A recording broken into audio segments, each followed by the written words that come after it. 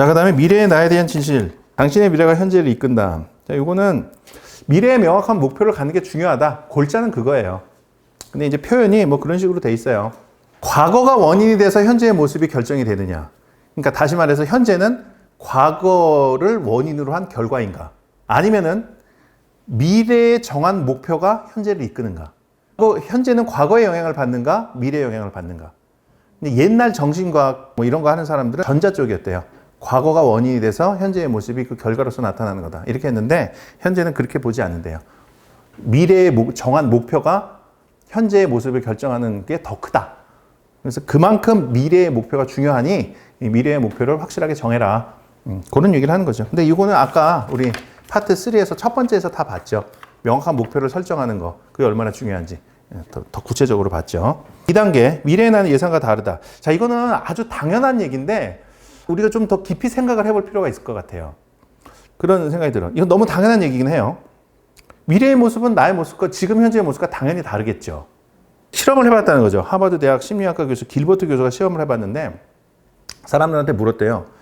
10년 된 당신의 모습과 지금 당신의 모습 많이 달라졌느냐. 그럼 다들 많이 달라졌다고 얘기를 한다는 거죠. 그러면 지금 당신의 모습과 10년 전 당신의 모습은 그만큼 많이 달라질 거냐. 근데 대부분의 사람들은 그렇지는 않을 거라고 생각한대요. 10년 후의 나의 모습은 지금의 모습과 조금은 달라지겠지만 그렇게 크게 변하지는 않을 것이다. 대부분 이렇게 예상을 한다는 거죠.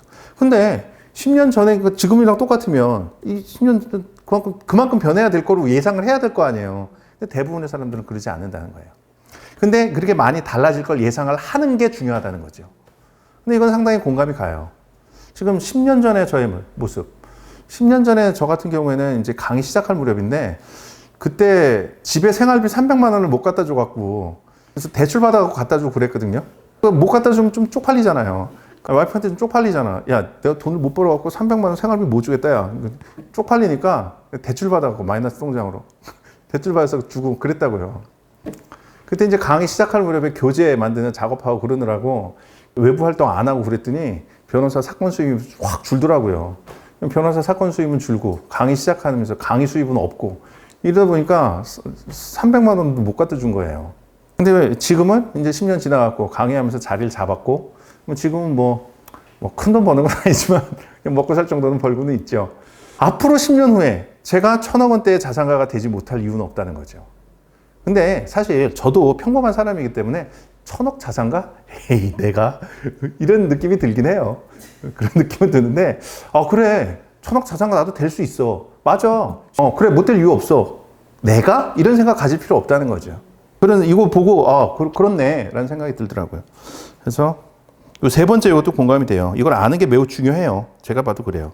이걸 알면 현재 자신의 모습을 사랑할 수 있다. 지금 제 모습이 제가 원하는 그 정도의 모습은 아닐지라도 앞으로 가능성이 있다는 걸 인식하면 그러면 글로 향해서 가면 되는 거니까. 이걸 인식하는 것 자체가 상당히 중요하다.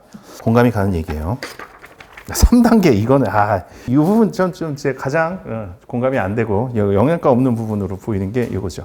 미래에 나는 피리 부는 사람이다. 이거는 중세 하멜른의 뭐 전설이 있었대요. 피리 부는 사나이. 거기서 전설 내용 그런 거죠. 어느 지역에서 쥐가 너무 많았대요. 근데 피리 부는 사나이가 나타나갖고 내가 쥐를 다 없애줄 테니 돈을 달라. 그래서 알았다, 마을 사람들이. 그래서 이 사람이 피리를 어떻게 불어갖고 이제 쥐떼를 몰고 가서 쥐를 다 없앴다는 거죠. 근데 마을 사람들이 약속한 돈을 안 줬대요.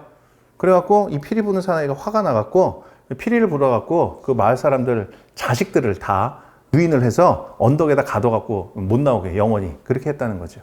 근데 저자는 이제 이 전설의 요점은 뭐냐? 요점이 뭔 거 같으세요?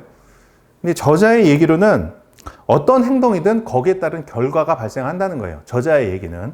노력하면 장래에 좋은 결과가 발생하고 지금 나태하면은 장래에 원하지 않는 결과가 발생하고 이렇게 모든 결과는 지금 원인에 의해서 발생한다. 이게 이 전설의 교훈이래요. 제가 보기에는 약속을 지켜야 된다 아닌가요? 이 전설의 교훈은?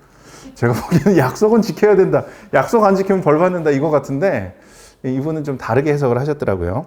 그러니까 미래에 내가 좀 풍요롭게 잘 살고 싶으면 지금 노력해라. 지금 나태하게 지금 당장 만족스러운 것만 하고 살면 그 미래에 내가 힘들어진다. 뭐 그런 얘기예요.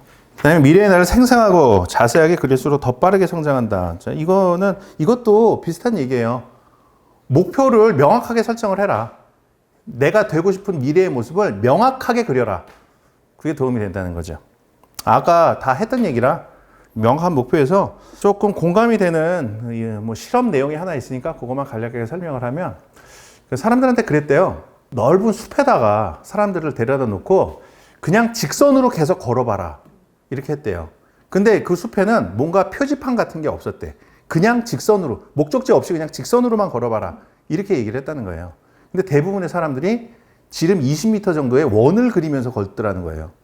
나중에 시험 끝나고 나서 당신 직선으로 걸었냐? 라고 하니까 나는 계속 직선으로 걸었다라고 얘기는 한대. 근데 GPS를 통해서 이렇게 봤더니 원을 그리면서 걷더라는 거예요. 그만큼 이제 정확한 목표 없이 가면은 안 된다는 거죠. 근데 이 얘기는 아놀드 슈왈츠제네거도 한 적이 있어요. 아놀드 슈왈츠제네거 동영상을 한번 본 적이 있는데 명확한 목표가 중요하다 얘기를 하더라고요. 명확한 목표가 없는 삶은, 그 사람 표현은 그래요. 명확한 목표가 없는 삶은 목적지 없이 바다에 떠 있는 표류하는 돛담배와 같다. 목적지 없이 표류하는 돛담배와 같다. 이런 표현을 쓰더라고요. 거의 비슷한 얘기죠. 그래서 아놀드 슈왈츠제네거 자기는 목적이 항상 분명했대요. 처음에는 그 미스터 올림피아 거기 우승을 한다. 그 목표를 세우고, 그 사람도 정말 코비 브라이언트만큼 열심히 했더라고요. 그 목적을 세우고 돈이 없어갖고 영양 보충제를 먹어야 되잖아요. 바디빌더들은. 영양 보충제 살 돈이 없어갖고 아르바이트도 하고 그러면서 매일 5시간 이상씩 운동을 했대요. 헬스클럽에서 5시간 운동하기 진짜 힘들잖아요. 1시간만 운동을 해도 힘든데. 근데 자기는 5시간 이상씩을 매일 했다. 대학도 다니고 아르바이트해서 돈도 벌고 하면서도 5시간 이상씩 운동을 해서 19세의 미스터 올림피아가 됐을 거예요, 아마. 최연소예요, 아놀드 슈왈츠제네거가. 목표를 정확하게 갖는 게 중요하다는 얘기는 그렇게 하더라고요. 그다음에 미래의 나의 실패가 현재의 나의 성공보다 낫다. 자, 이거 노력하는 과정에서는 계속 실패하고 쓴맛을 보잖아요. 근데 쓴맛을 보더라도 계속해서 노력을 해야 된다는 취지예요. 먼저 이 사람이 예를 드는 게 그거예요. 조시 웨이츠킨, 그냥 조시라고 할게요. 조시 이 친구가 체스 천재였대요. 그래갖고 체스 해갖고 챔피언 됐는데 그 이후에 뭐 어떤 이유로 이제 체스는 그만두고 태극권을 배웠대요. 타이지 푸시핸드, 태극권 이름 중에 하나예요. 태극권을 배웠는데 태극권에서도 챔피언이 됐다는 거예요, 이 사람이. 근데 자기가 챔피언이 되는 과정에서 노력한 그거를 이제 얘기를 해주는데, 이반이라는 친구가 있었대요. 같이 태극권 수련하는 친구죠. 근데 얘는 키가 190이 넘고 몸무게도 90kg가 넘고 합기도 몇 단이고 상당한 고수였던 거죠. 근데 자기는 맨날 걔하고 스파링을 했대요. 대련을 했대. 물론 처음 잘 못하는데 걔하고 했으면 맨날 두들겨 맞기만 했을 거 아니에요. 그래도 계속 했다는 거예요. 너무 몸이 아프고 그랬는데도 그렇게 계속 해갖고 자기가 걔 기술을 다 흡수를 할 수가 있었다. 그래서 어느 순간 보니까 걔 주먹이 날아오는 게 보이더라는 거예요. 그리고 자기가 자연스럽게 피하고 걔 힘을 역이용해서 걔를 엎어치고 있더라는 거죠. 그렇게 실패를 하더라도 계속 노력을 해야 된다는 거죠. 근데 대부분 그런 상황이면 하기 싫잖아요. 보통 대련을 하려면 나랑 비슷한 애랑 하거나 아니면 나랑 좀 못하는 애랑 해갖고 내가 좀 때리고 싶지, 계속 얻어맞아가면서 그거 하기 싫거든요. 근데 그런 연습은 의미 없다는 거예요.